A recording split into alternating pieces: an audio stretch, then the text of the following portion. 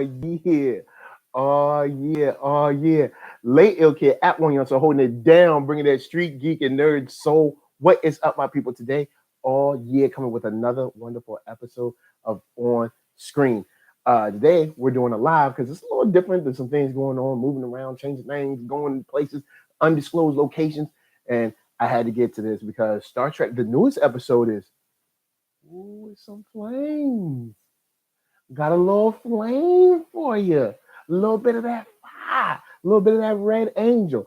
And today, of course, in the title you see, we're talking about Star Trek Discovery. This is the Sounds of Thunder, which is crazy. What I like, I think, before I get started with this episode, Saru has been a character that I've been very intrigued by.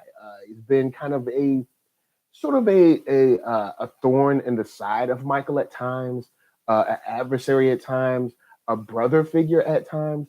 It's had an ebb and flow, and I think in a good way, like in a very good way, where this is handled. Their relationship is handled where there's a lot of respect there, but sometimes they ain't always vibing. You know what I'm saying?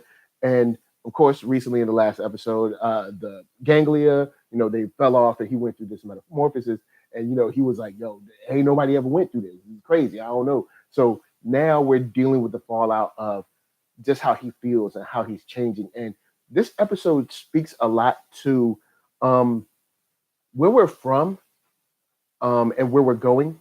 They make a statement of where you're from and taking it with you. Where like if you're from, I don't know, Kansas. If you go somewhere, you take a part of Kansas with you, or a part of New York with you, a part of Oklahoma, wherever you're from. And it's very important because it speaks to the experiences we see with Saru in this episode, and also with Hugh in this episode. Now I'll talk about them mostly in this, but I'll start a little lower on the totem pole with Tilly.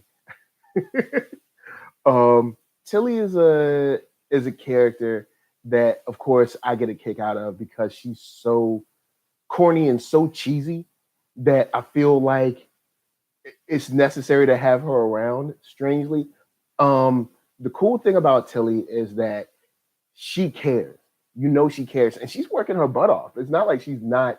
It's not like she's kind of like the slacker or something like that. But like the whole thing, like I will say fewer words and stuff like that. She kind of puts her foot in her mouth a lot, but she means well, and she busts her butt all the time. And seeing her in this when they're already at the Kelpian planet, I cannot remember the name of the planet.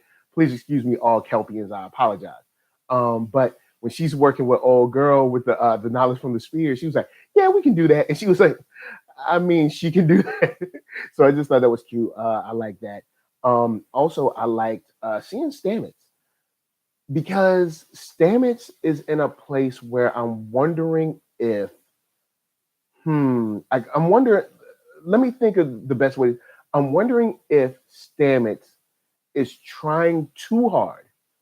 And when I say too hard, I mean wanting it too hard for Hugh to be back 100%. And the reason I say that is because when in this situation, Hugh is definitely out of his element. This isn't his original body. He's definitely changed. He's been reconstituted, I guess you could say. And this is all kind of like from his DNA. So he's got, like even the doctor said, he's got a brand new body. And we're going to talk about that doctor in a minute, because I think I missed a point that I wanted to make in the last video. So we're going to talk about that video in a minute. But I guess the best way to handle this situation with Stamets is to just stay positive, which he's doing. You see him, he's happy, he smiles, hugs, holding the hand, eye to eye contact, all that stuff.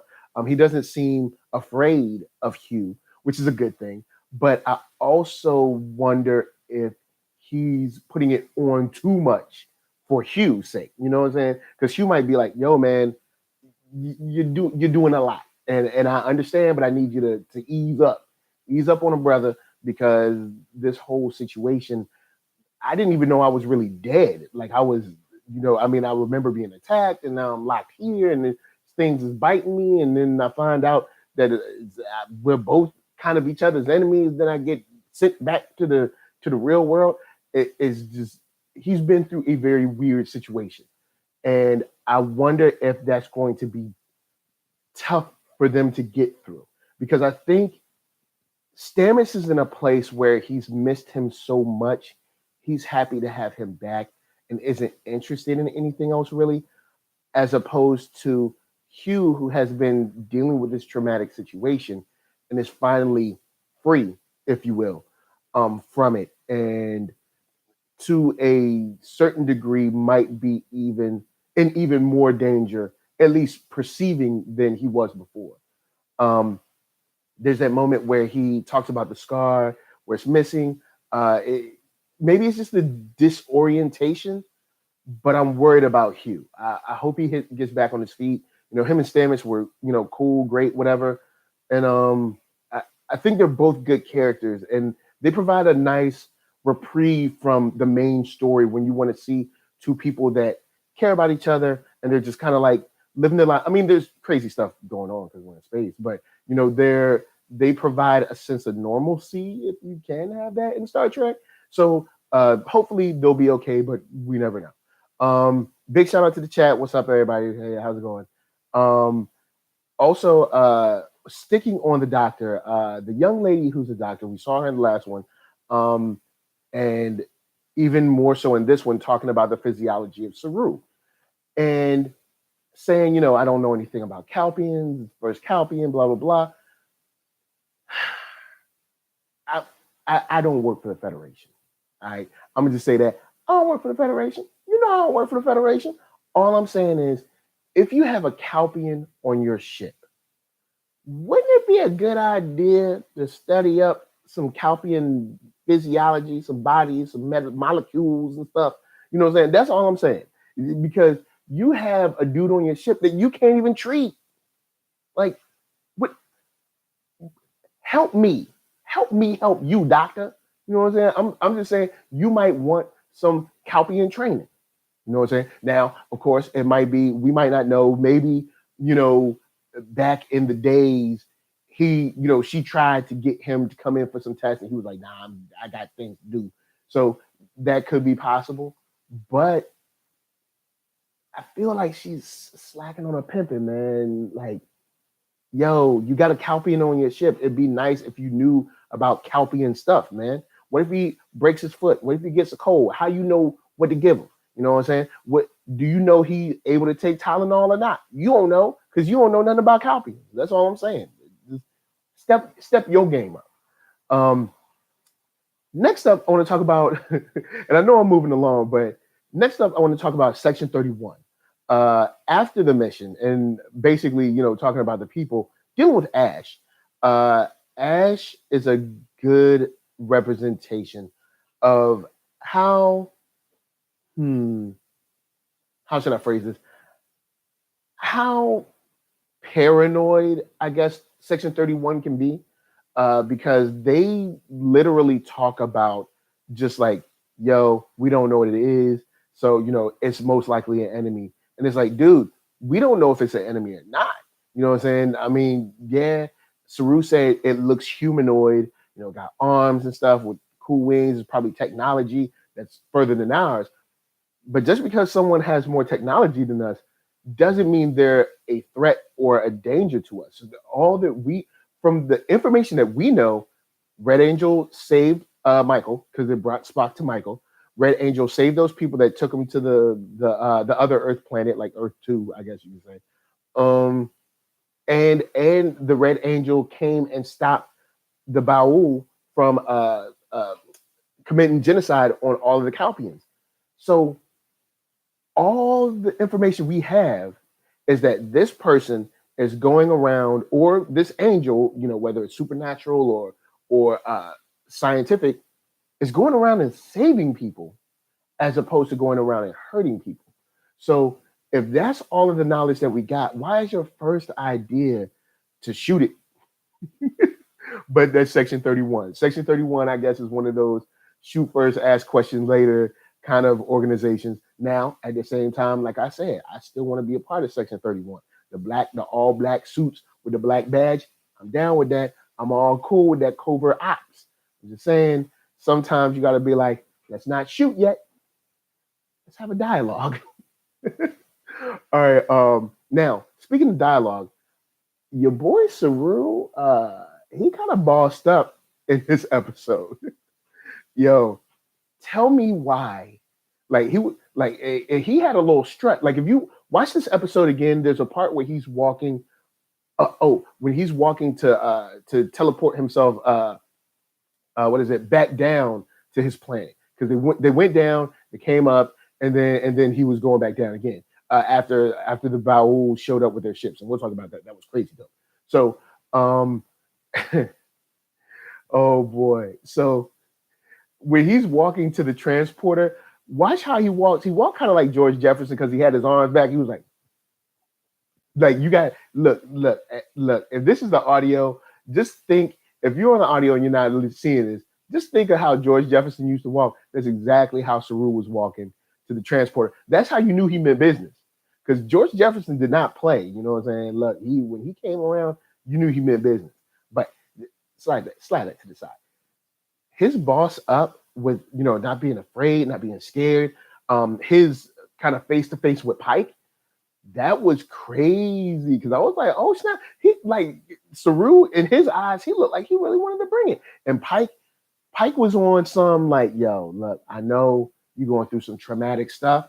You know what I'm saying? You're going through some traumatic times. So I'm not even going, I'm not going to press you like this. I could press you, but I won't press you because I know you're going through some things. So I'm gonna be cool. But Pike was like, yo, look, you done forgot who the captain is. Don't get your leggy taken down. That's all I'm saying. I'm just saying, put a pause in there because it's a family show, but I'm just saying. Also, Saru bossed up when the Baul were on the audio, I guess, transmission that they were having because they didn't want to go on video. I guess they scared like that. Or maybe they just felt like they ain't pretty. You know what I'm saying? They all covered in the black ooze and stuff. And maybe they just didn't feel pretty. You know what I'm saying? Maybe that's the thing.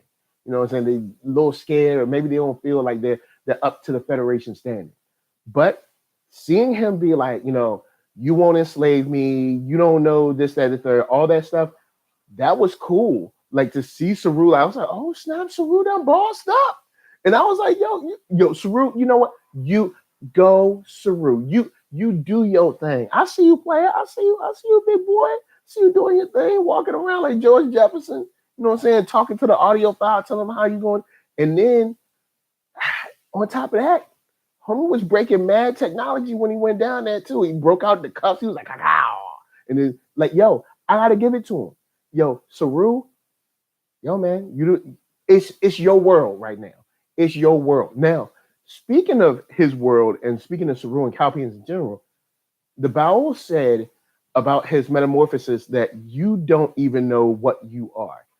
Now that could be a reference to how things were before the Baul switched the great balance, and maybe they were all predators. Maybe that's what he meant. Like you don't even know that you're, like a vicious predator. Maybe he meant that, or maybe he meant like the Calpians are more. Or once you go through the metamorphosis, you become more.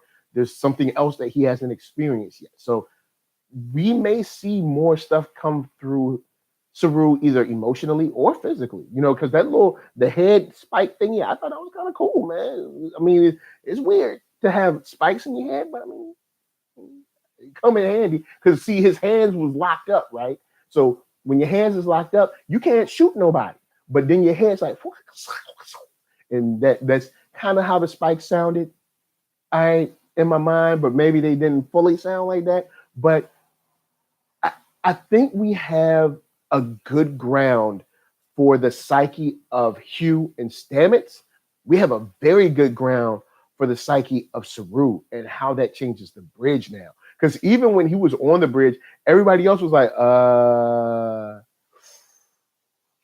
should I leave? So that was cool to be like, Papa Pike gonna whoop that ass. That's all I'm saying. Now, on the flip side of that, I did like the aspect of Homecoming kind of looming over the series in general. You have Michael Burnham, that at the end of this episode is talking about going back to Vulcan. You have Saru, who's already gone home, who's seen his sister, who's reconnected, who's kind of liberated his people to a certain degree. Not even kind of liberate. He liberated his people, which is a beautiful thing, which is something that I would have never seen coming. Even from the previews from last episode, I didn't see that coming, which I really loved about this show. Another thing I'll touch on again, the effects in this show, like CBS is putting down some money for this show because this show looks good all the time, like all the time. So I'll put that up. But to remark on Michael, I like seeing Michael go through the back and forth of kind of helping and hurting her own cause because she knows that either the mission has to get done or that she has to try to find and save Spock. We don't know how that'll play out, but I think Michael's going to end up hopefully reconciling with Spock and apologizing for whatever. And I think we're going to figure out or find out what she did that kind of hurt him so much. But hopefully, just like the reason she let Saru go back down to the planet will be the same. I think the roles will be reversed where Saru has to kind of like let Michael do her thing. You know what I'm saying? And that's something that I like seeing a through line between like Homecoming and Connection and all of these things continue to kind of bind our characters together. You have the connection with Tilly and the mycelial network now. You have the connection with Stamets and Hugh. You have the connection with Saru and his sister. You have connection with Michael and Spock, even as fractured as it may be. Also with her father and mother. Now mother finding out that, you did something way back. All of these things are creating these great threads and through lines that all of our characters are experiencing at once. Even things like Homecoming, even things like being from somewhere and taking that with you. Michael has been taking this experience with Spock and with Vulcan and with her parents with her all her life, all through her training, even when she went over to the other side with Terrans, that experience has been with her. And it's with her so much that now she's been sacrificing a lot, and she's been kind of working in various ways to detriment sometimes to, I guess, hold on to where she came from, hold on to that connection. Because she could have let this whole Spock thing go and been like, let somebody else handle it. But she's really working hard into, trying to be a part of his, I guess you could say, liberation, maybe, or his exoneration, maybe, because they're saying he killed people, and I don't know if he did. I don't think he did, but they did, so somebody killed him. So we'll see the connection, hopefully, with that and with the Red Angel. Question to you guys before we get out of here. What do you think the Red Angel is, or who do you think the Red Angel is? And do you think that there's more than one?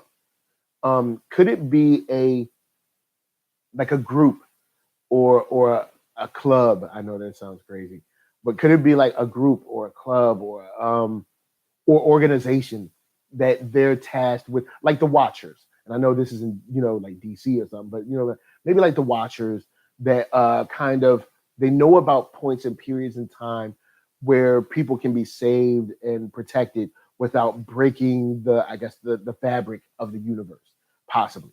I mean, maybe, I don't know. I'm just along for the ride and enjoying this show because it's the bomb. Last thing I'll jump on is this season, they've been bringing up a lot. That General Order 1, oh, they're going to break the heck out of that before the season over. They've been brushing up against General Order 1. They haven't broken it, but they've been brushing up against it pretty abrasively. They'll be like, all right, General Order 1. All right, let's just nudge it a little bit.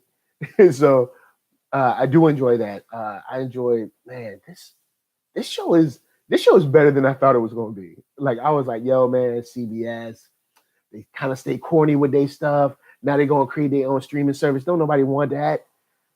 And I saw the show and I was blown away, and I'm continually blown away by like the score, the effects, the acting, the characters' emotions, and different interpersonal relationships that have through lines through different characters throughout the show, whether they're good or bad.